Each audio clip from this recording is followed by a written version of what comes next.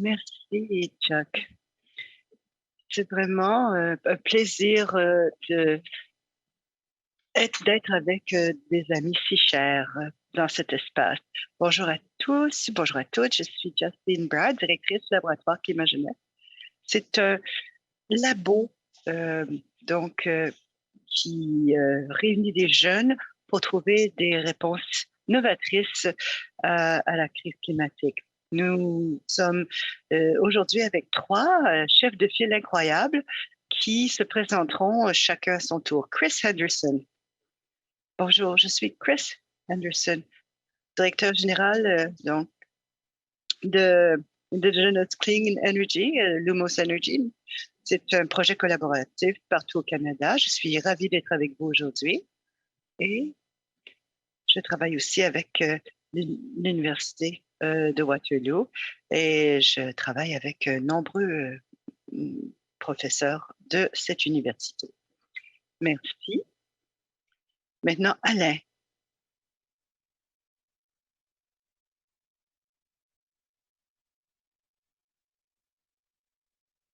Je suis climatologue et je mène un organisme à Montréal qui traite de la science et de l'adaptation climatique pour faire face au changement climatique qui est là ce nous devons confronter. Merci. Merci beaucoup. Et enfin, notre dernière panéliste, Jan Habi. Bonjour, je suis Jan Habi Nandi, directrice générale, secrétariat des changements climatiques, de l'environnement et changement climatique Canada. Et j'appuie des collègues partout au gouvernement dans la collaboration, la coordination des mesures de lutte contre les changements climatiques du gouvernement. Merci beaucoup de vous être présenté. Je suis ravie d'être avec vous dans cet espace aujourd'hui. Et vraiment, vous êtes des chefs de file remarquables chacun. Première question. Les désastres climatiques au Canada se sont fait bien sentir en 2021. Les feux de forêt, les inondations, les sécheresses, voilà des symptômes d'un changement climatique généralisé. Ici, en 2022, maintenant, que voyez-vous comme étant des changements importants adoptés par le Canada pour agir de manière signifiante en matière de changement climatique? Alors, Jazz, je me lancerai. Pour commenter, nous devons envisager donc une transition vers l'énergie propre. Et je suis heureux de voir que de nombreux collègues dans Indigenous Clean Energy et partout au pays travaillent sur cette question depuis au moins 2 dizaines d'années. Nous avons donc un groupe qui est très solide, très puissant. Plus de 20% du Canada donc possède une infrastructure d'énergie renouvelable. Plus de 20% de cette énergie est renouvelable. Et nous devons concevoir comment nous pouvons offrir l'énergie propre pour profiter des avantages qu'offrent les ODD une fois qu'ils sont atteints. L'ensemble, en fait, comme on le sait, c'est lié. Et nous avons fait beaucoup de travail là-dessus et nous allons en mai faire part davantage des mesures que l'on propose pour créer un cercle vertueux, finalement. Il y a 3 éléments. Le fait que les collectivités sont absolument essentielles. Il faut décoloniser l'énergie, l'électricité. Si les collectivités sont touchées et participent à ce processus, cela fait progresser les choses. Ensuite, il faut voir qui sont les intendants traditionnels des terres et qui ont de l'information sur ce qu'on peut faire avec l'énergie propre de manière congruente aux objectifs durables.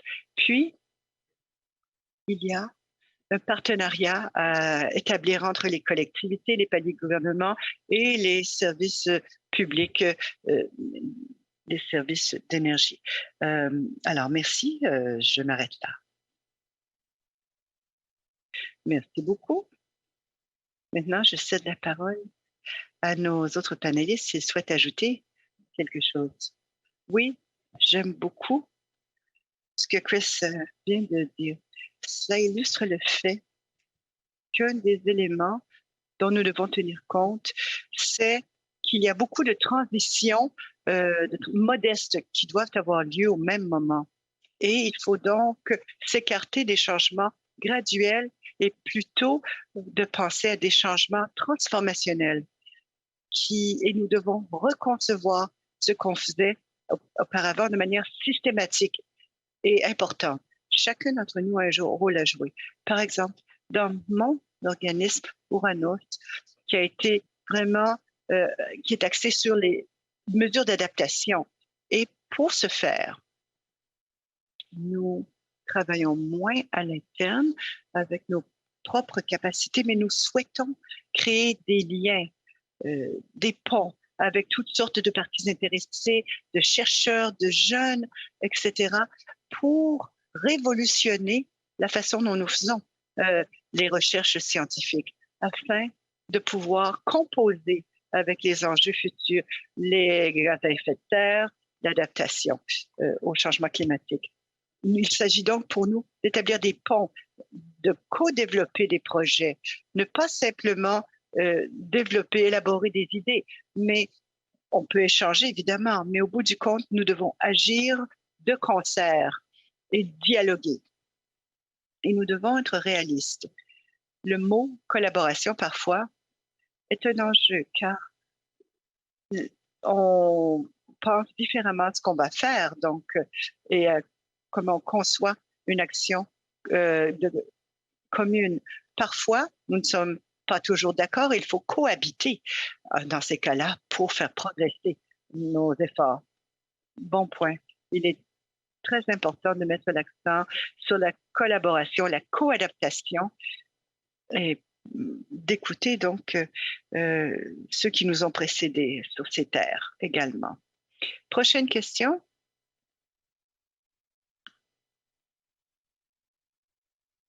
Si vous souhaitez commenter, comment créer les conditions de collaboration au Canada? Quels groupes en font partie? Comment faire accélérer cela? Et quel rôle les jeunes peuvent jouer là-dedans?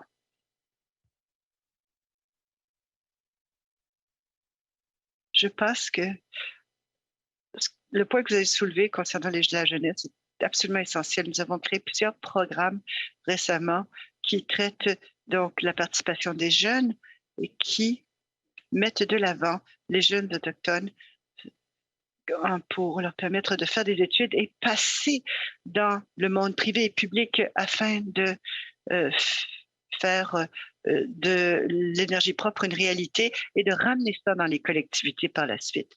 Mais les obstacles les plus importants à la collaboration, Jasmine, c'est que l'avenir doit être différent du passé. Et lorsqu'on décolonise donc l'électricité, la nature de nos relations doit être différente. Et comment en arriver à un avenir carboneutre? Il s'agit de passer à une approche de société civile plus inclusive. Il ne faut pas que ce soit nécessairement axé sur les services publics, les services électriques, d'approvisionnement d'électricité, mais la planification est absolument essentielle ici. Je suis absolument convaincue que les gens dans les collectivités qui s'intéressent aux mesures de lutte contre les changements climatiques, c'est là où les choses se passent. Par ailleurs, il faut passer à un alignement provincial et territorial en reconnaissant que les administrations ont différentes approches, mais en reconnaissant la réalité, en agissant. Par exemple, lorsqu'on voit les ODD, il y a un des objectifs, c'est la santé. L'énergie propre peut avoir énormément d'incidence sur la santé. Lorsque la qualité de l'air est plus assurée, il y a moins de maladies respiratoires. c'est un avantage humain important, peut-être une mesure qu'on ne peut reconnaître dans les ODD, mais ce qu'on peut reconnaître, c'est l'incidence des maladies chroniques, les maladies respiratoires, par exemple. Alors, nous devons nous rendre compte que pour agir en la matière, nous devons adopter une approche intégrée quant à la production d'énergie afin de nous réaliser la valeur entière de cette énergie, par exemple l'énergie propre pour une meilleure santé. Absolument. Très bon point, Chris. Dans ce domaine, on voit tant d'intersections et de croisements où chaque secteur influence l'autre. Et cette approche collective est absolument essentielle, en effet. Avant de passer à notre prochaine question, Janabi, je voudrais vous demander votre point de vue. Oui, je voulais faire écho à certains commentaires d'Alain et Chris et les concepts importants que j'ai vus. La nature transformationnelle de ce qui se produit en ce moment.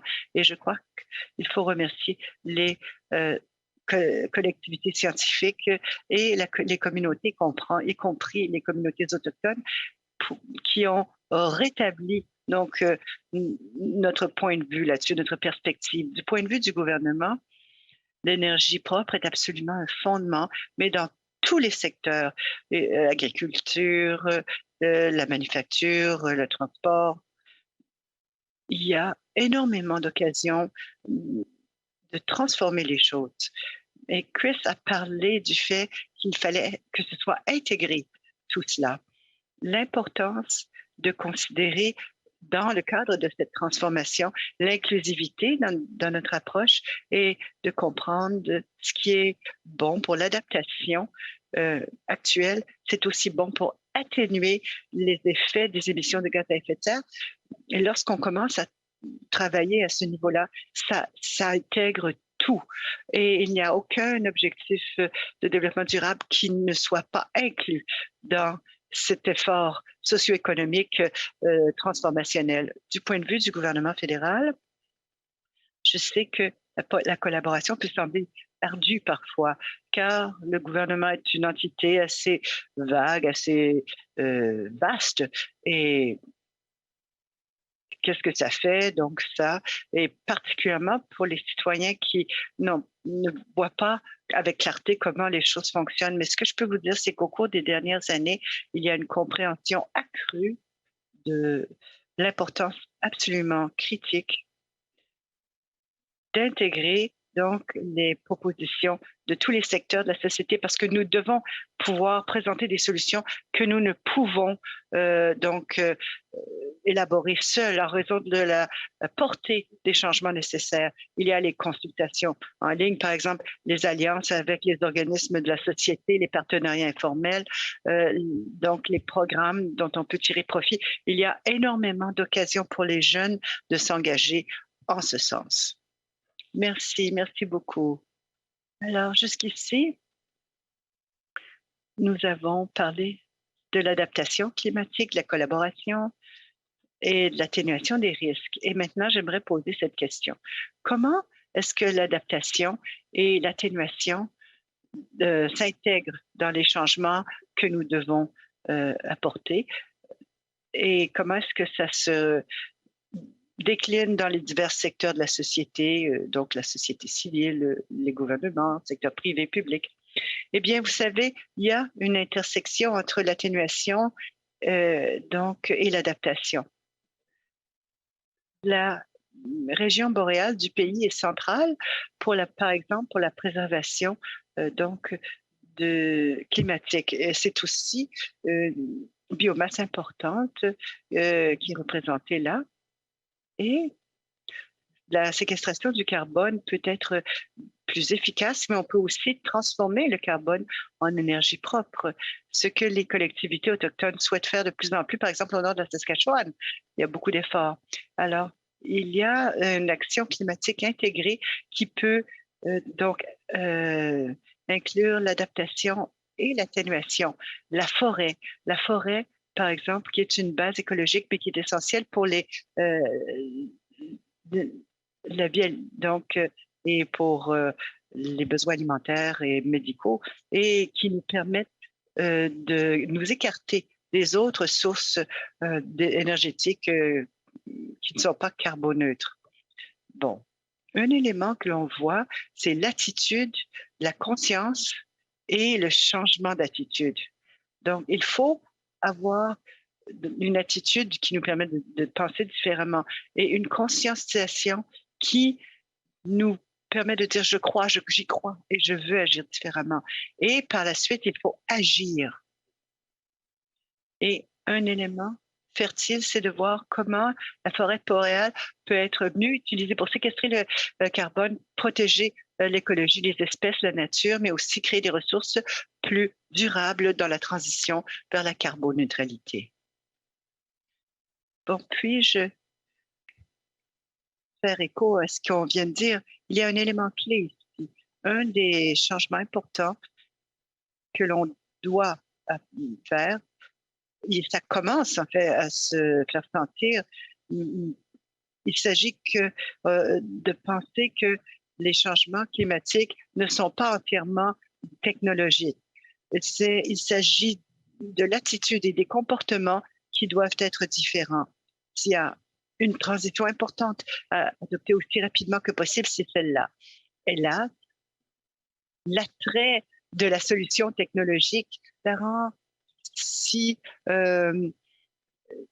attrayante, si intéressante que l'on ne veut pas par la suite changer nos comportements, nos attitudes et les mesures que l'on prend. Donc, et cela s'applique à l'adaptation comme à l'atténuation.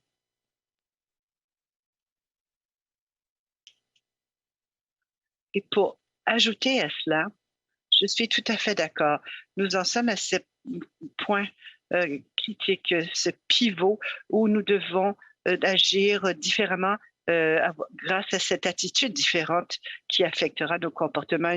Nous devons travailler donc cette stratégie d'adaptation pan-canadienne et on voit le besoin pour les collectivités d'avoir les outils, les ressources afin de déployer ces idées d'adaptation, de résilience. C'est essentiel pour le gouvernement et d'autres entités de pouvoir développer ces outils, ces ressources à l'échelle pour pouvoir donc agir. Et c'est important pour les citoyens également. Non seulement est-ce que ça peut, donc ça nous rend donc impuissants de changer d'attitude sans avoir les moyens d'agir. Les entreprises, les personnes, les collectivités, l'ensemble de la société qui mène les changements économiques doit tenir compte de cela. Le travail qui est réalisé en ce moment modifie, par exemple, les choix d'investissement, les signaux relatifs au prix, au cours, par exemple, des éléments de carbone. Il faut pouvoir changer donc et transformer cette conscientisation en action. Puis-je ajouter quelque chose? Un des défis, c'est qu'il faut faire tous ces changements, mais les gens et les organisations se trouvent à différentes étapes, même de reconnaître l'enjeu auquel nous sommes face, et certains sont beaucoup plus avancés en la matière. Il faut donc là revenir à la patience, la collaboration avec les gens et les organisations pour bien reconnaître que chacun avance à différentes vitesses et qu'il faut être inclusif dans toute la mesure du possible pour pouvoir progresser de manière systématique. Merci beaucoup, chers panélistes. Alain, vos commentaires concernant l'inclusivité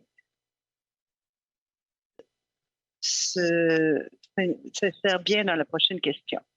Il y a tant de changements à l'horizon, les changements que l'on voit, les changements climatiques qui donc viennent, et on le voit davantage dans le rapport récent du GIEC. Comment donc peut-on agir pour justement changer nos sociétés, nos économies afin de devenir plus durables? Et qui est laissé de côté? Qui n'est pas inclus? Et comment veiller donc à ce que ces éléments-là fassent partie de, des efforts. Quelle bonne question. Eh bien, l'action climatique motive un segment de la population seulement qui est engagé. Mais c'est vrai qu'une grande partie, peut-être 70, même 80 ne savent pas exactement quoi faire, et même s'ils appuient les mesures à prendre. Et c'est là où les ODD peuvent vraiment être utiles.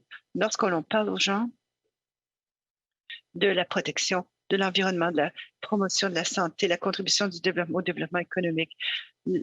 L'action climatique, c'est la préservation, évidemment, de l'espèce et de la planète, mais c'est aussi une promotion, par exemple, du développement économique local, de l'énergie, de l'économie basée sur l'énergie propre. Je crois que les ODD, c'est un moyen vers une fin. Et c'est là où les gens peuvent vraiment adhérer à la cause.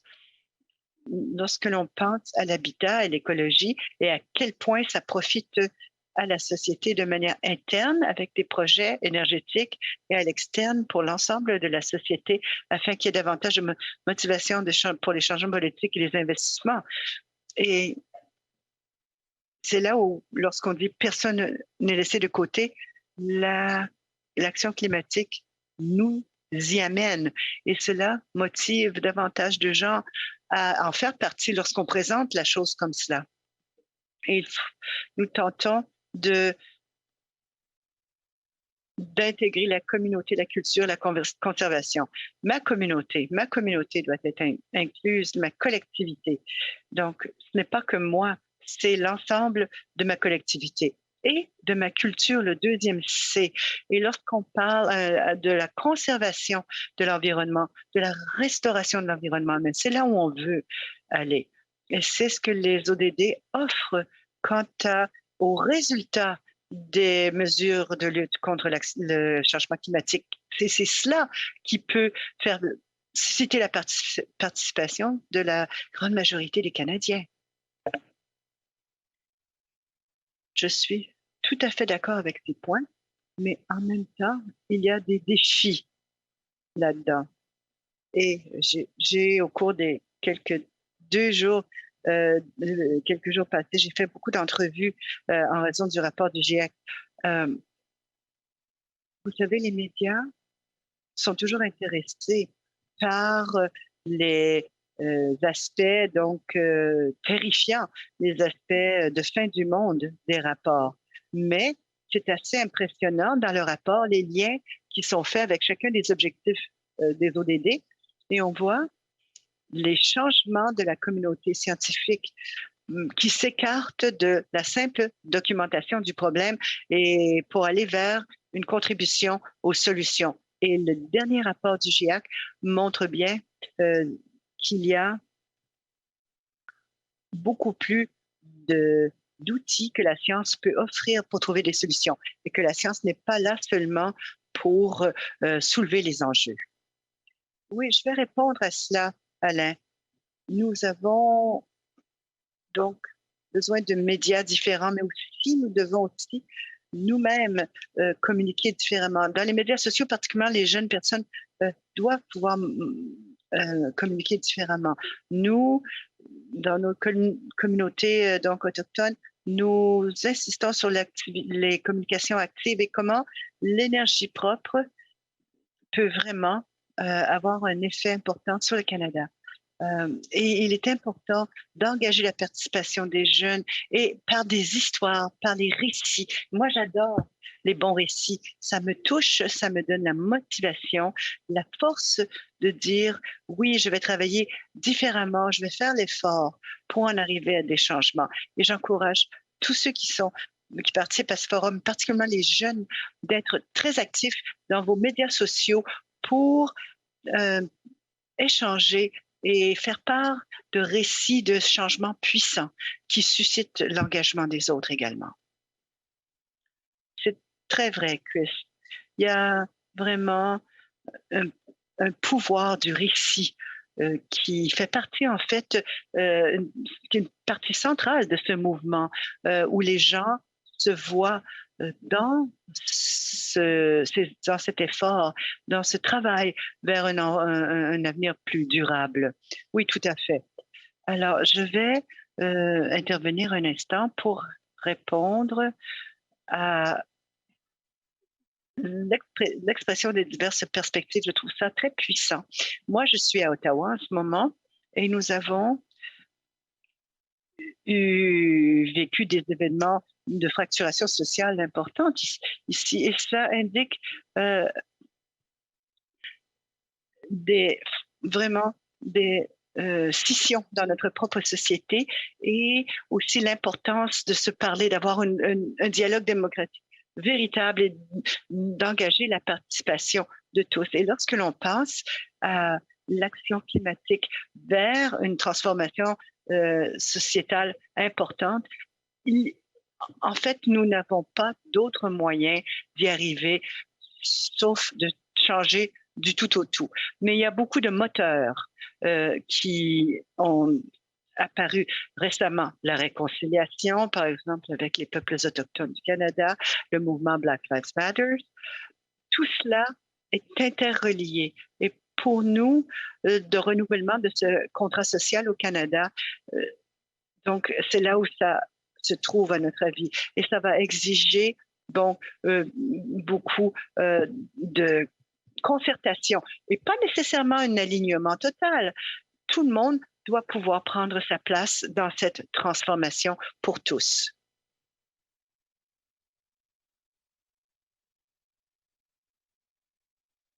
Tout à fait. Merci. Merci, chers panélistes. Alors, nous approchons la dernière question, mais je voulais également céder la parole à notre public, au cas où celui-ci aurait des questions. Alors, n'hésitez pas à les envoyer et si le temps le permet, le public donc pourra vous proposer ces questions.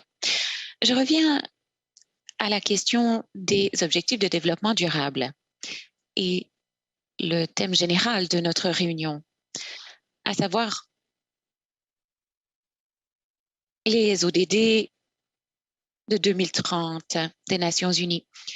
Il s'agit d'un cadre général sur la durabilité et les changements de nature économique, sociale et environnementale. Pensez-vous que les ODD jouent un rôle important en matière d'action climatique au Canada et ces objectifs permettent-ils de créer une nouvelle occasion inexistante jusqu'à présent? Oui, tout à fait, mais il faut certainement les amplifier. Et j'espère que vous le verrez d'ailleurs en mai et en juin prochain. Ce qu'il faut éviter, c'est de ne pas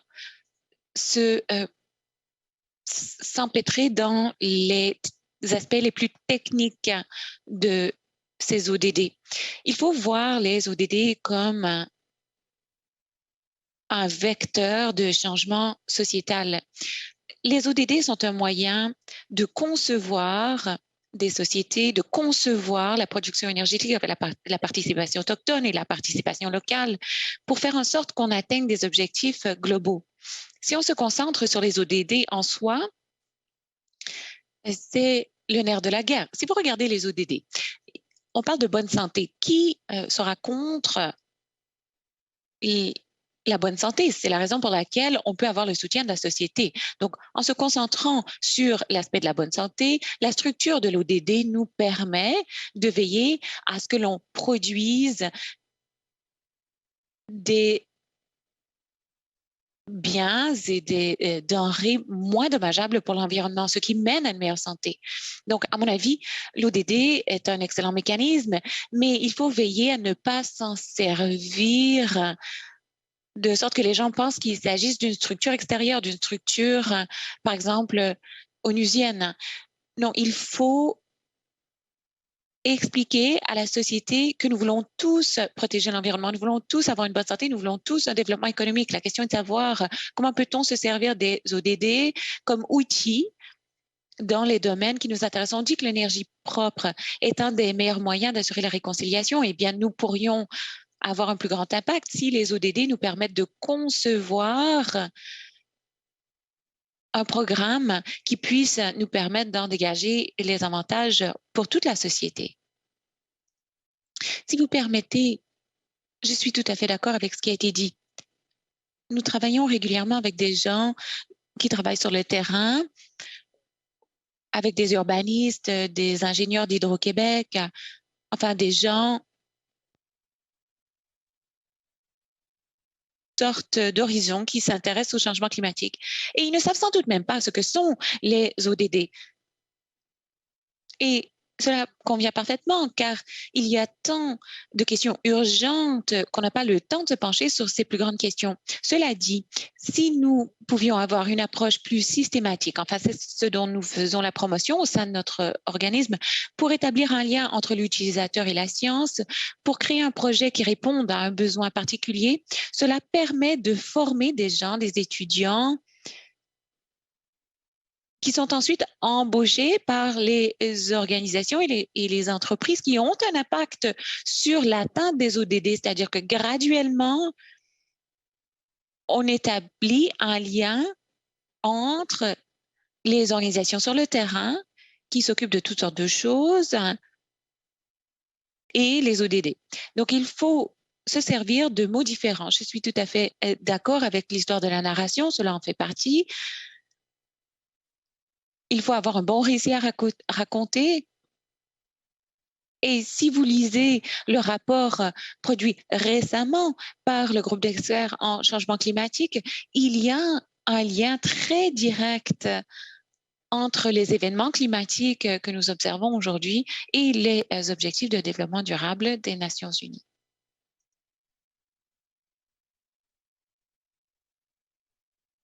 Autre chose à ajouter? Janabi? Non. Bien.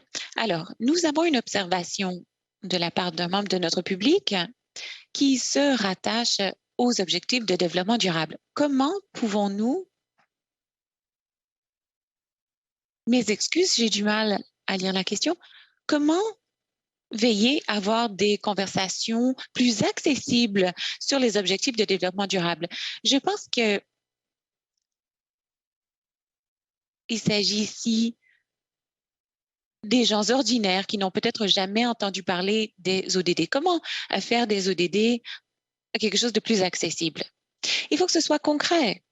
La semaine prochaine,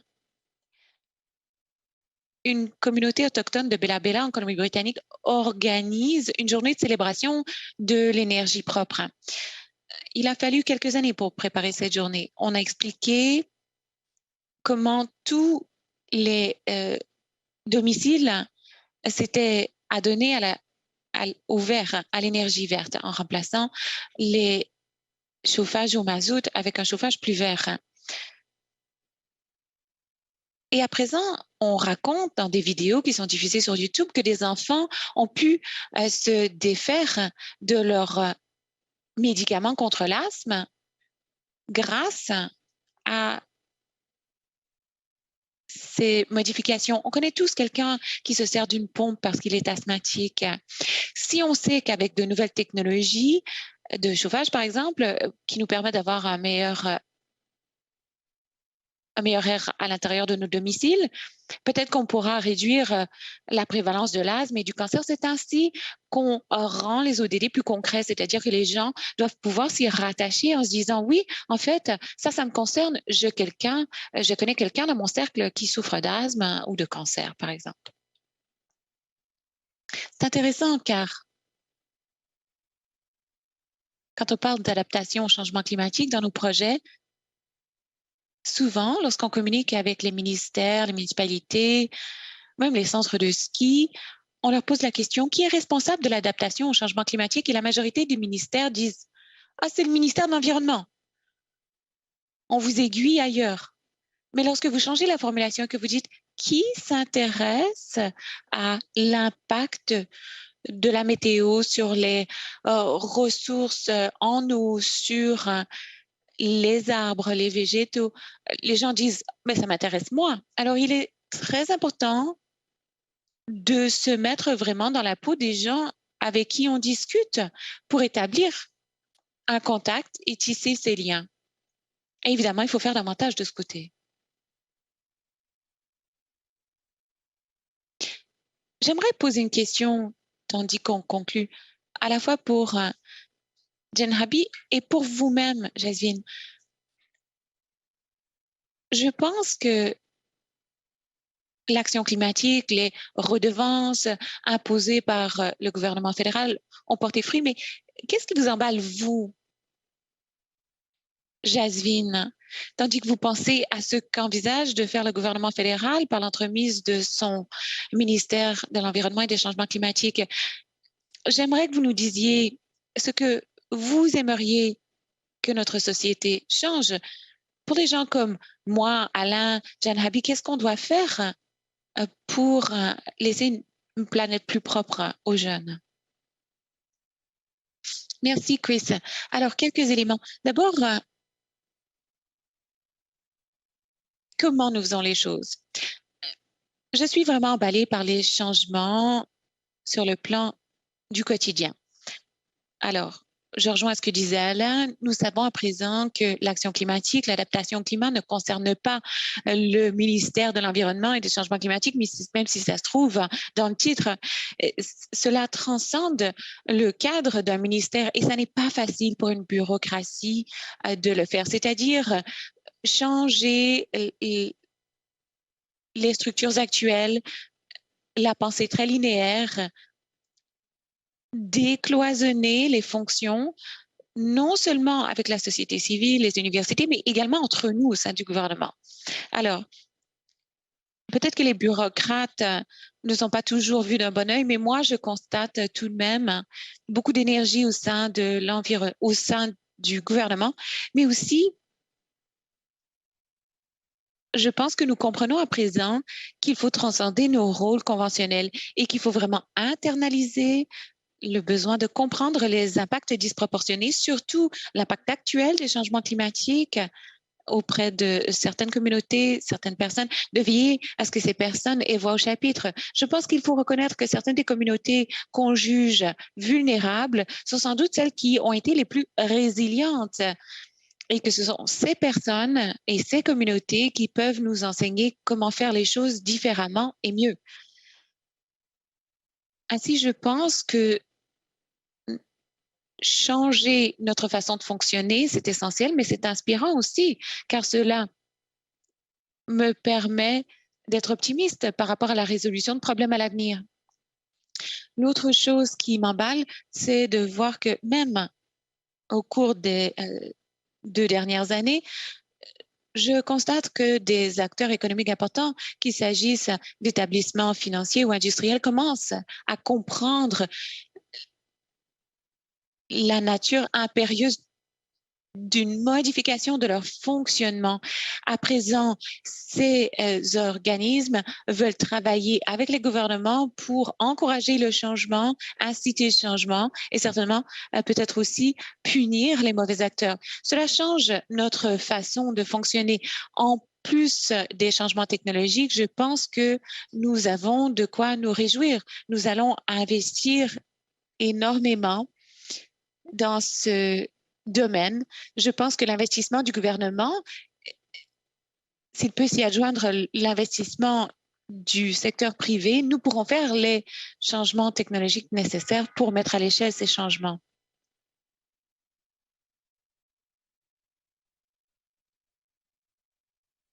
Merci. Est-ce que quelqu'un aimerait ajouter quelque chose avant que je ne réponde à la question de Chris? Merci. Alors, merci beaucoup, Chris, d'avoir posé une question sur les jeunes. Je crois que c'est vraiment nécessaire. Ce sont des questions que les décideurs devraient se poser plus souvent. Posez la question aux jeunes avec qui vous partagez votre environnement. De quoi avez-vous besoin? Dans l'ensemble, je pense qu'il s'agit non seulement de parler de notre point de vue, mais également de participer aux décisions. C'est-à-dire que nos opinions, nos réflexions se retrouvent dans les politiques. Il faut aller au-delà d'une place symbolique à la table, si vous voulez. D'autres réflexions que je me faisais, vraiment investir dans les jeunes d'aujourd'hui. Cela peut prendre diverses formes. Je demanderai aux gens de déterminer quelles sont certaines ressources que vous avez à votre disposition, que vous pouvez mettre à la disposition des jeunes. Est-ce qu'il s'agit de mentorat? Enfin, de moyens de faire participer les jeunes activement. Ce que j'aime bien des jeunes dans le mouvement climatique, hein, c'est qu'il y a beaucoup de possibilités de participation, qu'il s'agisse de nos premiers pas dans ce domaine, mais aussi la prise de décision, carrément. Ce sont des choses qu'on essaie de façonner à Youth Climate Lab. On veut se concentrer sur l'action climatique, sur le plan du renforcement des compétences des jeunes, le financement climatique, mais également les politiques. Ce sont les éléments clés sur lesquels on se concentre lorsqu'on travaille avec les jeunes. Nous avons reçu 2 ou 3 autres questions dans notre boîte de clavardage.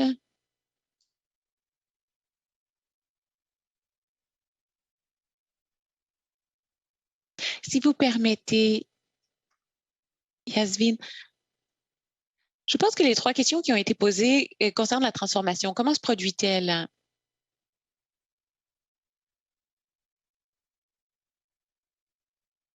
C'est difficile de répondre à la question. Comme humain, généralement, on tend vers le statu quo. Les économies, les sociétés, généralement, préfèrent l'inertie.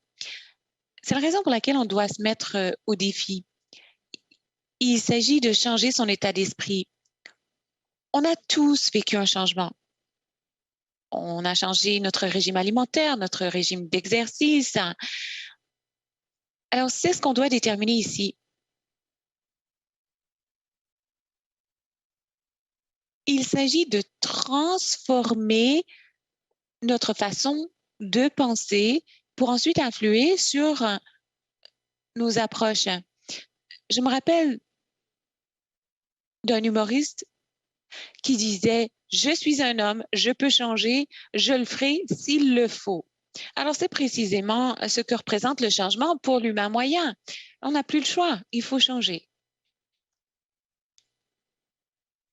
Si vous permettez, j'aimerais ajouter que c'est malheureux, mais au Québec, par exemple, il y a eu des inondations importantes en 2017 qui ont secoué beaucoup de communautés, de municipalités, de gouvernements, etc.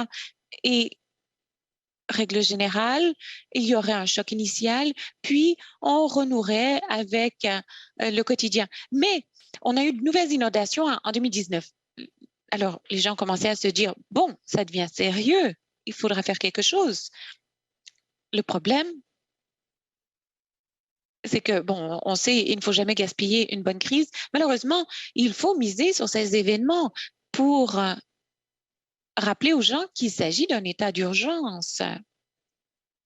Les gens ne comprennent pas forcément qu'il s'agit d'un enjeu urgent. Il faut donc le leur rappeler. Mais éventuellement, il faudra passer à la prévention, c'est-à-dire agir en amont de ces événements. Alors, ça deviendra un défi pour l'avenir de veiller à ce que tout le monde comprenne qu'il n'y a pas seulement le court terme dans la vie, il faut aussi penser au long terme.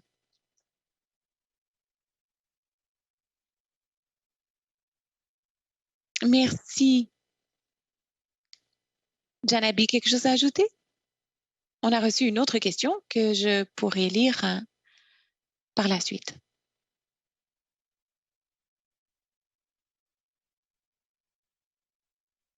Alors, j'aimerais proposer une approche qui fonctionnera pour certaines personnes, mais pas pour d'autres.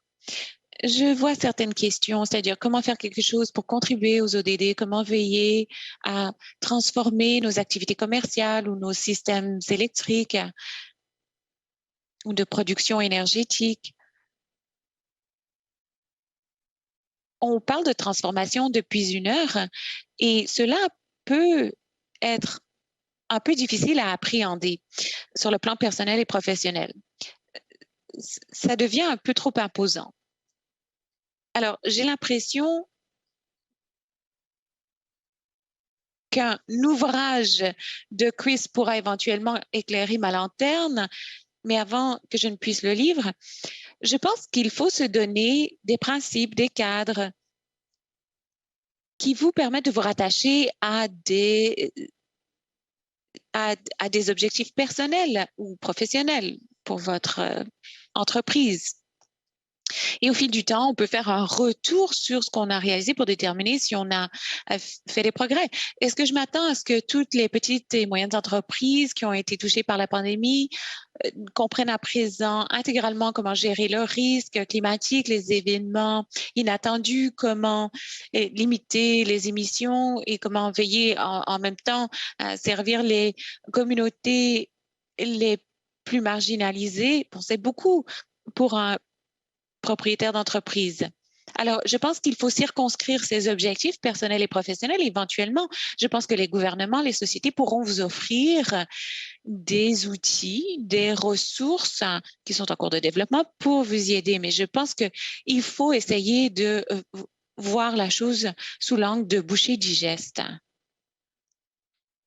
Oui, justement, j'aimerais reprendre le filon de la transformation. Cela s'applique peut-être dans certains cas, mais pas tous. Alors, je parle du point de vue des jeunes. Je cherche, si vous voulez, des conseils.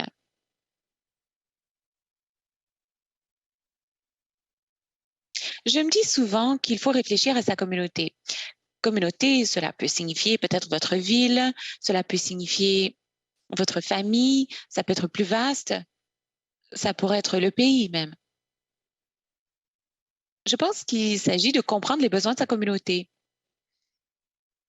Pour les jeunes, nouvellement intéressés à ce domaine, je pense qu'il y a souvent une absence de compréhension des besoins. Et peut-être qu'ils estiment que les ressources, les outils à leur disposition ne fonctionnent pas, ne donnent aucun résultat. Alors pour moi, il s'agit d'abord de connaître son entourage et de savoir quels sont ses besoins, parce que ça peut différer par rapport à ce que propose le gouvernement ou les autres organismes. Alors, on approche la toute fin, mais je vois une autre question que j'aimerais poser avant qu'on termine, qui nous provient du public. Alors, dans le contexte de l'objectif de développement durable 17, partenariat pour les objectifs, la question est comment le Canada contribue-t-il à ces cibles et quels sont les obstacles aux progrès importants, surtout au sujet de l'engagement des régions les plus vulnérables du monde? Eh bien, à mon avis, cela représente un moyen de nous rappeler les projets autochtones. Il y a quasi 3000 de ces projets qui sont surtout réalisés en partenariat. Alors, oui, on peut partager le récit de notre secteur, on peut aller sur notre site Internet et voir les mesures, les récits que nous racontons. Mais ce sur quoi j'insisterai, c'est qu'il y a un nouveau mot qui n'a pas encore été soulevé par ce panel et c'est une chose à laquelle vous avez fait allusion dans vos commentaires concernant les personnes. Pour moi, c'est une question de relation. Les partenariats sont le produit de relations. Alors, c'est incroyable de voir des projets qui se dénombrent par centaines, sinon par milliers, qui ont été mis au point grâce à des relations, relations entre autochtones, partenaires gouvernementaux, partenaires industriels. Lorsque vous avez des relations, des rapports, il se tisse des liens de confiance. Et ce sont ces liens de confiance qui nous permettent de transformer. Et cela nous transforme individuellement. Nous savons que les grandes relations font de nous de meilleures personnes et permettent d'alimenter notre âme. Alors oui, établissons des partenariats, mais il faut se concentrer sur les relations qui sous-tendent ces partenariats. On ne pourra pas relever les défis posés par les changements climatiques sans avoir de nouvelles relations, les relations qui sont à la base de la transformation.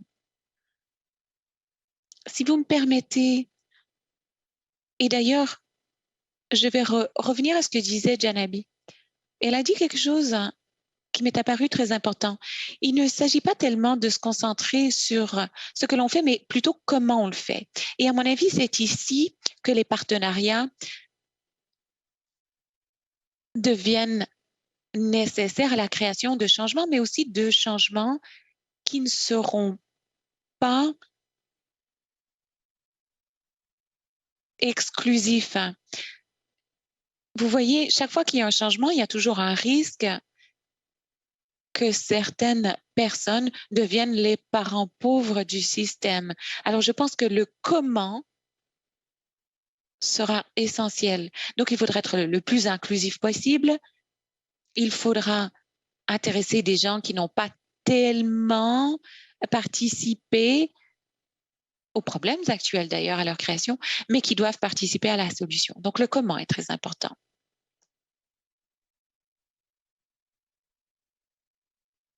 Merci beaucoup à vous tous. Je vais demander une dernière fois si nos panélistes ont quelque chose à dire avant qu'on ne conclue. Oui, j'ai une dernière intervention. Et cela a trait au fait que nous sommes sur un territoire ancestral autochtone. Et tandis que nous pensons à l'action climatique, au développement durable et aux ODD à titre d'outils, rappelons-nous tous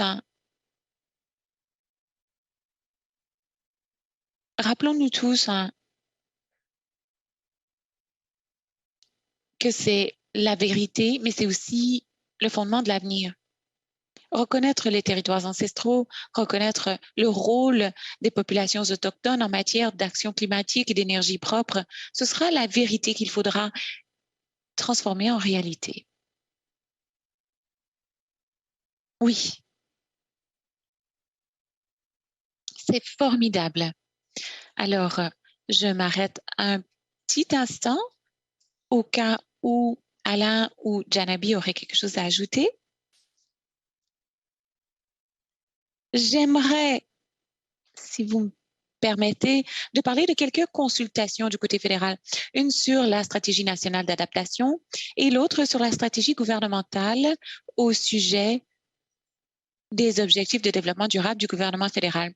Ce genre de consultation en ligne vous permet d'envoyer des commentaires, vous permet aussi de participer à des petits groupes de discussion.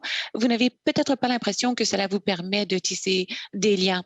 Et c'est effectivement le cœur des partenariats. C'est un des défis lorsque le gouvernement, qu'il s'agisse du fédéral ou d'autres paliers, entreprend des consultations. On n'a pas forcément l'impression de tisser des liens.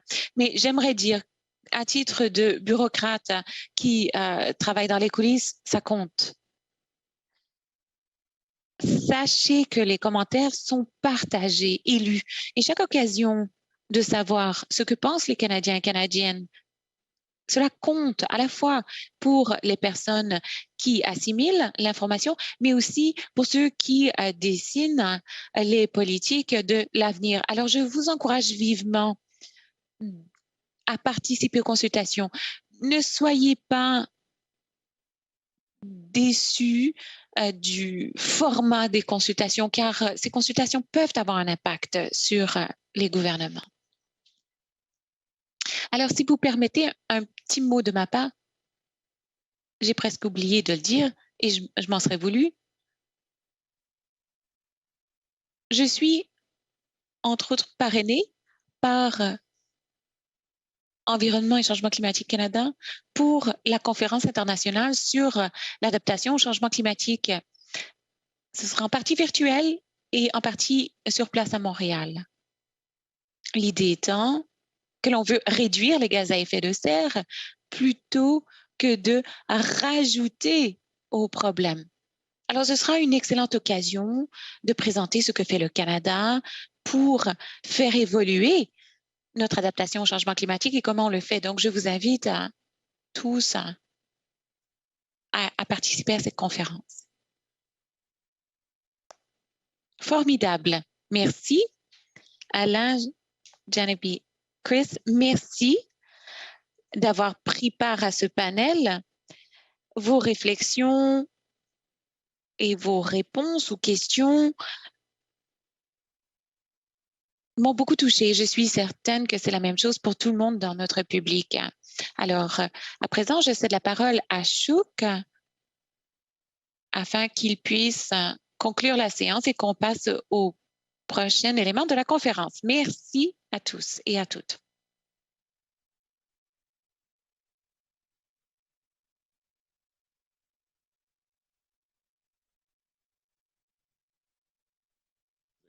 Et d'apprendre de tout le monde. I want to sort of maybe do a little overview. Alors, un résumé de ce que j'ai appris. Et il a été dit qu'il était important de changer son état d'esprit pour avoir les outils, se sensibiliser, s'éduquer, apprendre. C'est important. Nous sommes encore dans des systèmes qui nous ne permettent pas d'appliquer quelquefois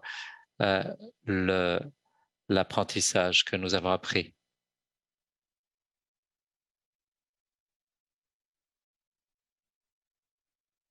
Reconnaître également le fait que oui, on a besoin de se dépêcher, on a besoin de réaliser tous ces objectifs-là. Donc, on n'a pas besoin de se montrer preuve de patience quand c'est par rapport au temps. Mais on a besoin de quand même trouver une manière de se montrer patient quand c'est par rapport aux gens, quand c'est par rapport à nos voisins. Et ça, c'est quelque chose qui est très important. And Chris highlighted... Et Chris a dit qu'il y a que c'est très utile de raconter des récits, de partager ces histoires. Et nous avons tous quelque chose en nous, un coffre à trésor, et il est important de le partager avec les autres sans gêne, partager ces histoires. Et Jasmine a dit, demandez comment est-ce qu'on peut vous soutenir, qu'est-ce qu'il vous faut. C'est pas une question d'argent, ça peut être du temps, ça peut être des connaissances, de la sagesse, des réseaux. Et puis, je pourrais dire que le défi que je vous lance à vous tous aujourd'hui, c'est que même si ce qui a été discuté au cours de ce panel ne semble pas applicable à vous tout de suite, parce que comme Jasmine l'a dit, ça ne s'applique pas à tout le monde, mais en fait, ça s'applique à tout le monde. Et pour ce qui est de la bonne santé, vous vous dites, bon, ce n'est pas le domaine qui s'applique à moi. Alors, essayez de trouver les connaissances, de ce qui a été, d'utiliser les connaissances dont on a parlé, et même si ce n'est pas immédiatement applicable à vous. Quand on parle, par exemple, de pompe à chaleur ou de qualité de l'air, vous pouvez vous dire, moi, je vis dans une petite ville où la qualité de l'air est très bonne. Très bien, tant mieux. Mais pensez à ce qui a été dit et essayez de l'appliquer ou de le transformer pour que ça puisse s'appliquer.